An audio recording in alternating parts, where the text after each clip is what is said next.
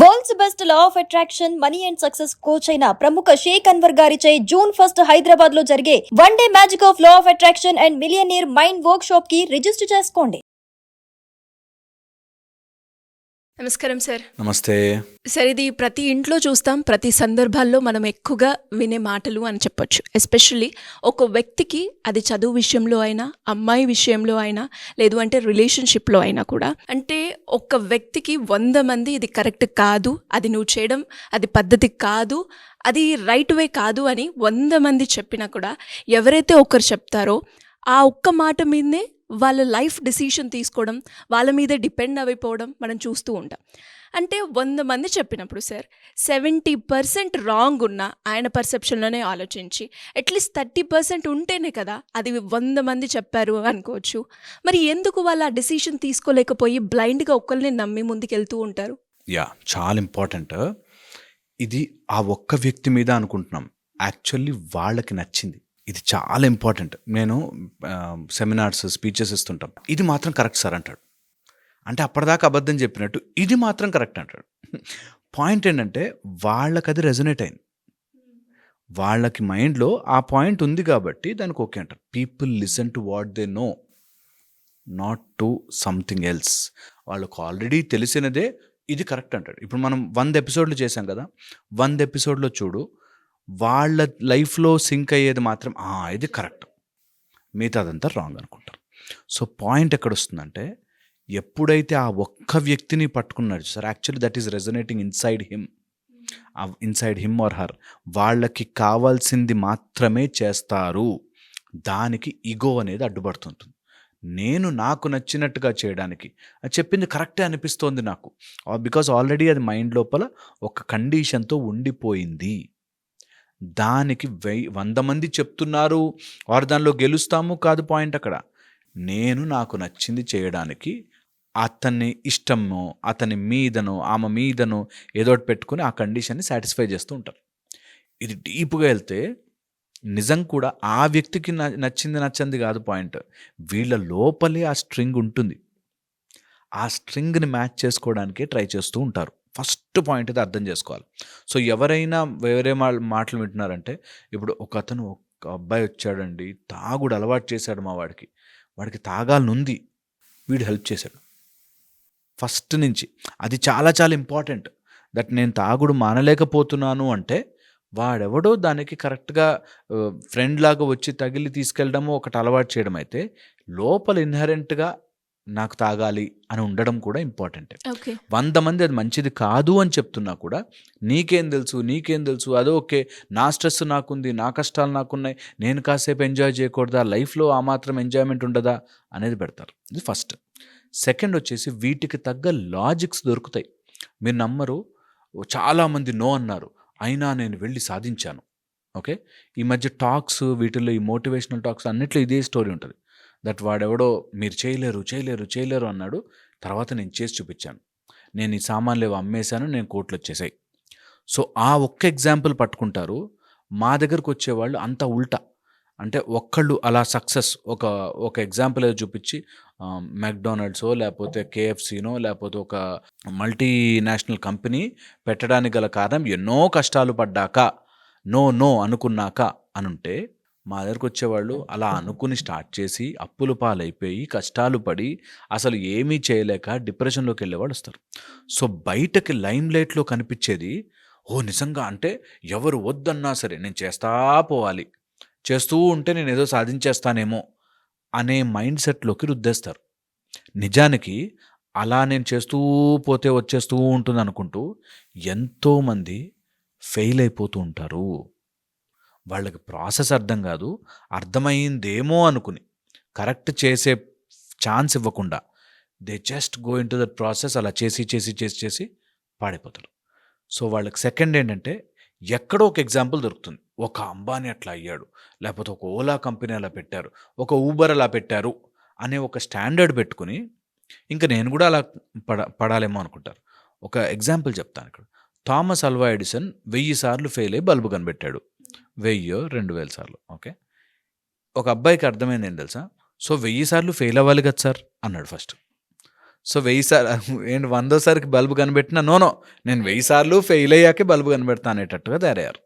So మనకి చాలా ఫన్నీగా అనిపించినా రియల్గా స్టక్ అయిపోతారు ఈ ప్రాబ్లంలో. దట్ నేను ఒక మాట మీద ఉంటే, నేను ఒకటి అనుకుంటే 100 మంది నో అన్నా కూడా నేను చేస్తూ పోవాలి అని. ఇది రాంగ్ పీపుల్కి రాంగ్గా అర్థమవుతుంది. అండ్ అలాగే సార్ ఇందులో ఏం చెప్తారు అంటే ఎక్స్ప్లెనేషన్లో నేను ఆల్రెడీ ఎక్స్పీరియన్స్ అయ్యాను కదా, ఆ తేడా నాకు తెలియందే నేను అక్కడ నమ్మానా అన్నది క్వశ్చన్ రేజ్ అవుతూ ఉంటుంది. దాన్ని ఎలా చూడాలి? నిజంగా కూడా వాళ్ళ దాంట్లో పాయింట్ ఏంటంటే, ఒకవేళ ఎక్స్పర్ట్ కాకపోతే నేను ఎందుకు నమ్మాలి, or if they are not specialised in it, or if they are నన్ను నా గ్రోత్ని ఆపేటట్టుగా వాళ్ళు వెనక్కి గుంజేస్తుంటే నేను ఎందుకు నమ్మాలి కదా. ఇది ట్రూ. దీన్ని అనలైజ్ చేసుకోవాలి. దీనికే ఫీడ్బ్యాక్ మెకానిజం అని ఉంటుంది. అంటే నేను ఒక పని చేస్తున్నాను, దానికి ఫీడ్బ్యాక్ తీసుకుంటాం.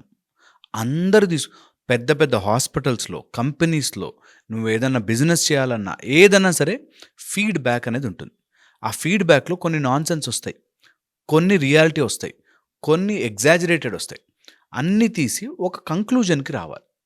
దాన్నే life as a life coach నేను చెప్పేది ఎంత సార్, జీవితాన్ని కొంచెం ప్లాన్డ్గా బ్రతకగలిగితే కష్టాలు ప్రాబ్లమ్స్ ఉండవు. లేదు నాకు కష్టాలు ప్రాబ్లమ్సే కావాలి, నేను ఎలా ఉన్నా ఇందులోనే ఉంటాను, ఎవరి లైఫ్ వాళ్ళది, no doubt about it. But జీవితాన్ని ఇంకొంచెం తెలివిగా బ్రతకాలి అంటే ఫీడ్బ్యాక్ని అనలైజ్ చేయడం రావాలి. ఫీడ్బ్యాక్ ఎవాల్యుయేషన్ అని. నీకు ఎవరిస్తున్నారు ఫీడ్బ్యాక్, ఎందుకు వద్దంటున్నారు, వీళ్ళు వద్దనడంలో ఏం లాజిక్ ఉంది, ఆ లాజిక్ని నేను కరెక్ట్ చేసుకోగలనా, ఆ లాజిక్ని నేను తర్వాత ఫేస్ చేయగలనా అనేది చాలా ఇంపార్టెంట్. ఒక అమ్మాయితో వద్దు వద్దు వద్దు అని చెప్పినా కూడా ఒక అతను ముందుకు వెళ్ళి నేను లేదు ఆమె నాకు ఇంపార్టెంట్ అనుకున్నాడు అనుకోండి. ఓకే, ఎవరైనా నో అంటున్నప్పుడు ఏంటి ఆ ఫీడ్బ్యాక్, దాన్ని ఎందుకు అలా నో అంటున్నారు, దానికి ఏంటి కారణాలు.